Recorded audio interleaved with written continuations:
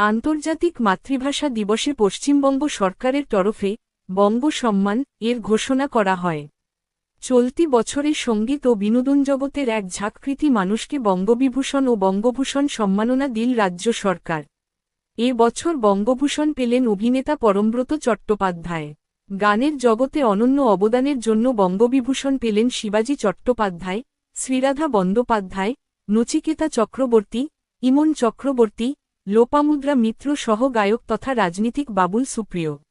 এছাড়াও এই তালিকায় নাম রয়েছে চিত্রকর গণেশচন্দ্র হালুই ও কবি শ্রীজাত বন্দ্যোপাধ্যায়ের। অন্যদিকে পরমব্রতর পাশাপাশি বঙ্গভূষণ সম্মাননা পেলেন গায়ক মনোময় ভট্টাচার্য, রাঘব চট্টোপাধ্যায়, রূপঙ্কর বাগচি, কার্তিক দাস বাউল, অদিতি মুন্সিও একই সম্মাননা পেলেন। মনোময় ভট্টাচার্যের প্রায় ৩ দশকের কেরিয়ার, মূলত রবীন্দ্রসঙ্গীত ও বাংলা আধুনিক গানের জগতে অন্যতম নাম মনোময়। গায়ক রূপঙ্কর বাগচি জাতীয় পুরস্কার আগেই পেয়েছেন। এবার রাজ্য সরকারের তরফে বঙ্গভূষণ সম্মান পেলেন। বাংলা সিনেমার জগতে রূপঙ্করের রয়েছে ঝুলিভর্তি হিট কিছু গান। অদিতি মুন্সির যাত্রা শুরু হয়েছিল একটি রিয়েলিটি শো থেকে, সেখান থেকে তৃণমূলের বিধায়ক।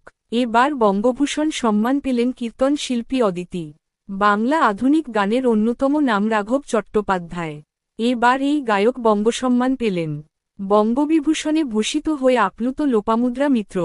তিনি বলেন, আমাদের রাজ্যের সর্বোচ্চ সম্মান বঙ্গবিভূষণ। আগে বঙ্গভূষণও পেয়েছি, আমি অত্যন্ত সম্মানিত। এমন আরও গুরুত্বপূর্ণ ভিডিও পেতে চ্যানেলটি সাবস্ক্রাইব করুন। ধন্যবাদ।